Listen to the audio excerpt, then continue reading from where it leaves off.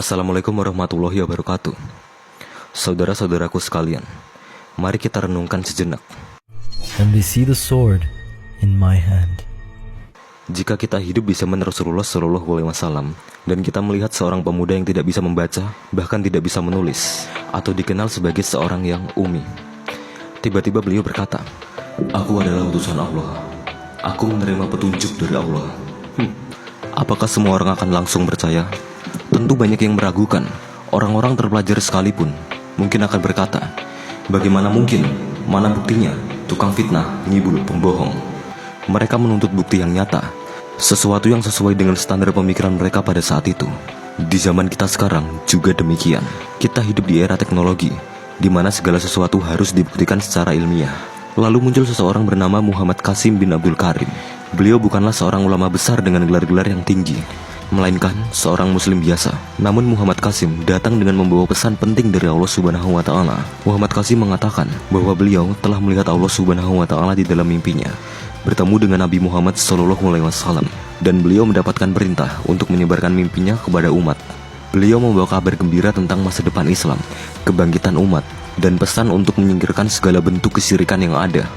Allah Subhanahu wa Ta'ala mengatakan dalam mimpi Muhammad Qasim, dunia ini belum pernah dipenuhi begitu banyak syirik seperti sekarang ini.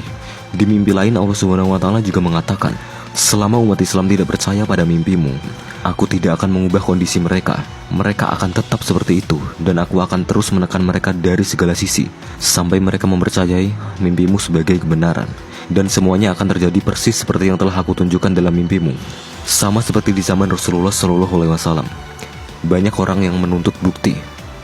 Mereka berkata, "Jika kau bisa membelah bulan, maka kami akan percaya bahwa kau adalah utusan Allah." Dan ketika Rasulullah SAW berhasil membelah bulan atas izin Allah, mereka malah berkata, "Kau penyihir, penipu, dan lain sebagainya." Banyak yang mencela Muhammad Qasim dan mengatakan bahwa Muhammad Qasim botak karena jidatnya lebar. Dan sekarang atas izin Allah Subhanahu wa Ta'ala, folikel-folikel rambutnya mulai menumbuhkan rambut-rambut baru yang sangat banyak. Ini tentu sangat mustahil terjadi kecuali atas izin Allah Subhanahu wa Ta'ala, mengingat usianya yang telah menginjak 49 tahun. Banyak yang mencela Muhammad Qasim dengan mengatakan bahwa mana mungkin orang seperti ini mendapatkan petunjuk dari Allah Subhanahu wa Ta'ala. Tetapi sekarang lihat, atas izin Allah Subhanahu wa Ta'ala, tinggi badan Muhammad Qasim bertambah dari yang awalnya sekitar 173 cm, kini menjadi lebih dari 175 cm. Ini mungkin adalah cara Allah Subhanahu wa Ta'ala untuk menunjukkan dan untuk memberikan bukti yang nyata kepada mereka yang telah mencela Muhammad Qasim bin Abdul Karim. Namun mari kita tanyakan pada diri kita sendiri, jika Allah Subhanahu wa Ta'ala ingin mengirimkan sebuah peringatan atau kabar gembira, apakah harus melalui cara yang kita harapkan?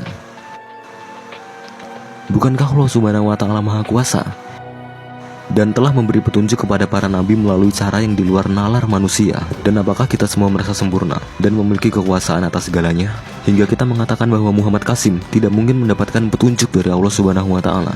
Apakah kita merasa sempurna? Apakah kita merasa telah menjadi orang yang paling alim dan paling bertakwa? Jika kita merasa lebih baik dari seseorang, lalu apa bedanya kita dengan iblis? Memang benar, tugas kita bukanlah langsung percaya, namun juga bukan langsung menolak dengan mentah-mentah. Tugas kita adalah mengkaji, membandingkan dengan Al-Quran dan As-Sunnah, dan mempelajari isi mimpi dari Muhammad Qasim bin Abdul Karim.